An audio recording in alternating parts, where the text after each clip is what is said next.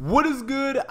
What is really good, my people? It is UK, Chocolate Brother, Dr. Blade, the darkest man around. Today, guys, I will be reviewing One Piece World Seeker.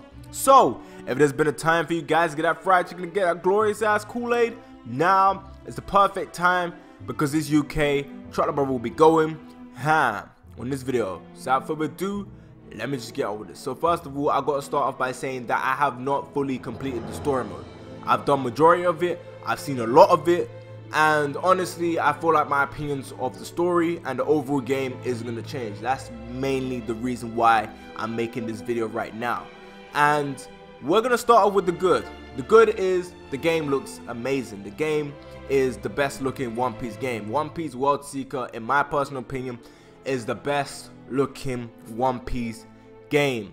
Not only that, the cutscenes are done really well in terms of how the characters are, in terms of personalities of the original characters, in terms of the main cast, in terms of the interaction. All of that is done well. Even though there isn't a lot of cutscenes as much as I would have expected, this game is mainly one of those games where you read a text, you press X, and then you go on to the next text and read the next text, and that's how you really get majority of the interaction with the characters. But when they do the cutscenes, really well, to the point that, in my personal opinion, it looks as good as any cutscene that we've seen in Xenoverse 1 and 2, and any cutscene that we've seen in Naruto Storm. And this is just my personal opinion. Overall, it doesn't really hold up to those games in terms of the delivery of the cutscenes, but in terms of story, it does hold up because, in my personal opinion, this original story has a lot of heartfelt moments. Me, personally, I really like the characters in the story. That Isaac is cool, and seeing all of these people interact and seeing the history of the island is pretty cool as well. So from a story standpoint, it is completely fine. No issue with the story, no issue with the backstory of the island, no issue with any of the original characters. One of the major issues that there are is the fact that the world is empty. The world looks great, it looks beautiful in terms of looking at it, in terms of how everything's designed, but overall it looks bare bones and empty. And they kind of try and replace that by filling it up with marines, which makes sense because the island is called Gel Island, and we get a lot of backstory on why it's called Gel Island and how everything came to be. And seeing that was like, oh damn man, this story is actually pretty good. Like, I'm not gonna lie to you guys, that's how I feel from that standpoint. When it comes down to the combat is good and bad. And what I mean good and bad, at the beginning it's horrible because you can't do Gundam Gatling, you can barely do any moves. All you can really do at the beginning is a punch and a freaking kick. So for the most part, at the beginning of the game, you are mashing square, you can't really do a lot, and the combat is pretty weak. The deeper you get into the story, the deeper you're able to unlock, or should I say get a bunch of points which you can use to purchase or to get different moves and techniques and equip them. There's a lot of techniques to pick out from, and that's one thing I said One Piece World Seeker needed to do. They needed to give us a lot of techniques to justify why Luffy's the only playable character. And for the most part, in my personal opinion, they did justify why he's the only playable character, not only from a combat standpoint, from a traveling standpoint, because getting from point A to point B can be long at times. Even though we do have a fast travel system, which comes in very handy and very useful, because there will be points in the game where you're like, oh my lord, this is so tedious and repetitive. And that's what the combat is for the most part, because linking combos together don't really work as well as they should have and as well as they could have. You're pretty much using auto combos for the most part, and it's a shame because it would have been nice to be able to link stuff together. It would have been nice to see that we'll be able to join moves and stuff together. So the combat is decent, it's not great, it's not bad, but it could be a lot better in my personal opinion. The combat really is resting on how you unlock everything and how you go about your business. But like I said, you can't really link any combos together. For the most part, you are using auto combos, or you're just smashing buttons randomly and hoping that you get past a bunch of marines. For the most part, the soundtrack as well, I gotta get onto the soundtrack. The soundtrack as well is good, especially for sad moments where we're getting the explanation of why it's called Jail Island. We're getting the history of Isaac and his sister, who I keep forgetting her freaking name. We're getting the history of them characters, and honestly, it's interesting to see how you got that sad tone music for the right moments. It makes you wanna feel emotion for the characters, and that's pretty good. I really like the fact that Oda was able to pull that off, and it shocked me because I thought that he wasn't really gonna have as big of a part, and I didn't think that he would be going in the way he did with this story. This story was pretty good, and in my personal opinion, when it comes to original anime stories, this is by far the best. In terms of gameplay, it may not hold up, but in terms of story alone, it does hold up really well, in my personal opinion. So when it comes to all that stuff, that's pretty much where the good ends up at. Let's go into the bad. One of the major problems is the loading screen. The loading screen is too slow, so when you die or get killed by a marine, because the marines progressively get harder the deeper and deeper you get into the story, and they have the ability to hit you from crazy angles, and for the most part they won't leave you alone until you knock them down. So when you die, the loading screen, it takes you all the way back to the loading screen, and the loading screen is so freaking slow. Oh my freaking gosh. Imagine dying continuously on the same mission, going back to a slow ass loading screen. It is horrible. It is absolutely horrible. When it comes down to the bosses, they don't really spam. Like, they don't really spam as much as I expected them to. Maybe they do when the difficulty gets higher, because for the most part, a lot of these anime games, when they make the difficulty harder, they become more spammy. I played on the difficulty called hard, but there was like two difficulties above that, or maybe it was 1 or 2 difficulties above that. But that's the difficulty I'm playing on. There's beginner, there's like the normal difficulty, and then there's hard, and then there's very hard, and then there's the one above very hard. But for the most part, it's annoying that it's so slow. And not only that, when you're opening chests, you have to get the points that you have and use those points so that you can open the chest faster than you're opening it.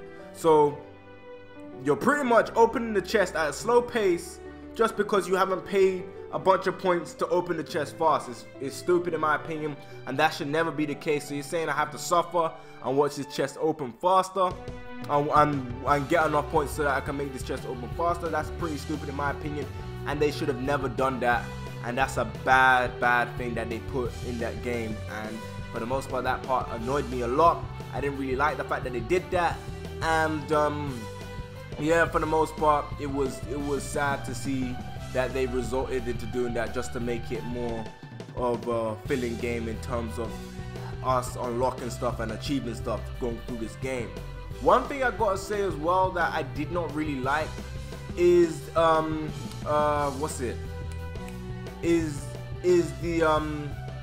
well, how do I put this? I'm trying to think of the right word and how to express how I feel about this, and that is the fact that for the most part the side missions are pretty much mandatory. Like when I mean mandatory, you can't really do you gotta kind of take a break from the main story just to complete a couple of side quests so you can go back to the main story. That is great and all to make the side quests relevant, but there's a reason why they're side quests, because they're optional. I don't want to be forced to do side quests, and for the most part the side quests are pretty much tedious and very repetitive. One of the things that makes this game go down in terms of props, in terms of how good it could have been, is the fact that the combat is very competitive. The combat is very repetitive, so you're going to be doing a lot of things over and over and over and over and over again, and that gets tiring and that gets freaking boring. And it is what it is at this point. It is what it is. You can find some enjoyment. I have been finding some enjoyment, and for the most part overall this game is pretty bang average. It's not great, It's not good, it's not bad, it's not very bad, it's just average. Like, this game has so much potential. It's not as bad as what people say it out to be, and it's not as good as what they said. This game is nowhere near 8, it's nowhere near a 7, and in my personal opinion, it's about a 5 or a 6. But based on how I feel about this game, if I were to take the One Piece fan out of me and be an average person, this game is a 5.5 out of 10 game. A 5.5 out of 10 game. If I was to put the One Piece fan in me, this game is a 6.5 out of 10. A 6.5. But honestly, I feel like this game is a 5.5 out of 10. It's just bang average.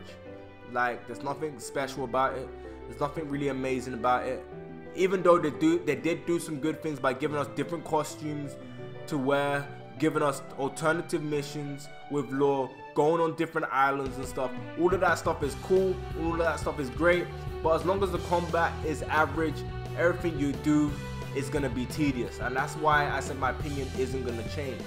In terms of detail, in terms of how much effort they put in, for it being a 4-year project, this game is not good enough for a 4-year project. This game should be way better than it is, but it looks like they focused on the visual and they put all their effort into making a good story.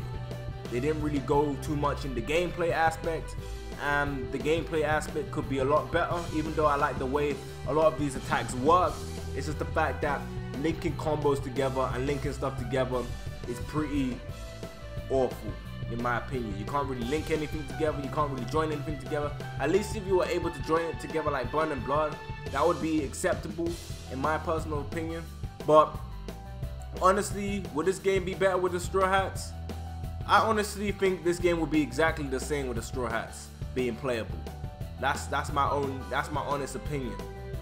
You're still gonna get the basic ass combat. You're still gonna get all the Straw Hats having a lot less moves. Luffy wouldn't have as many moves, and it was nice to see like Luffy's having a variety of moves that we don't really see in One Piece games. We haven't seen Elephant Gatling since Pirate Warriors, and we haven't seen a lot of these moves in Burn and Blood. So it was great to see that. Gum Gum UFO is cool. Gum Gum Rocket is cool. And for the most part, this game does follow the lore as much as it can.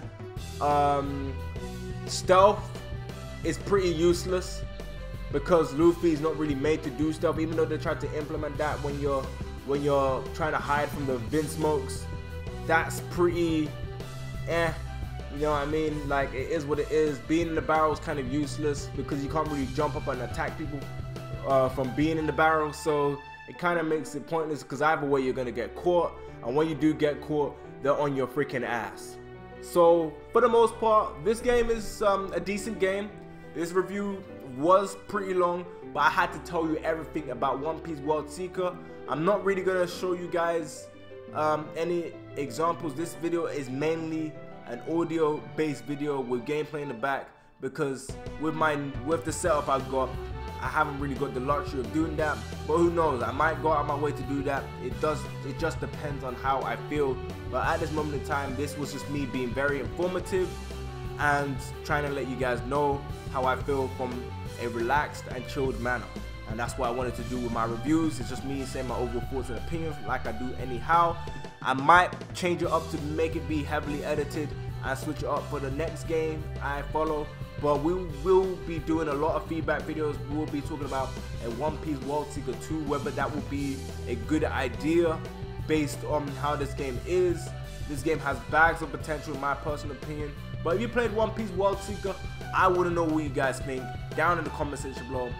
And yeah, let me just wrap up this video. So please comment and subscribe. I know I say this all the time, but at the end of the day, I'm just saying, please like, rate, and enjoy this video. And yeah, this is UK. Chuck the Brother will be catching you in the next one. Bye guys.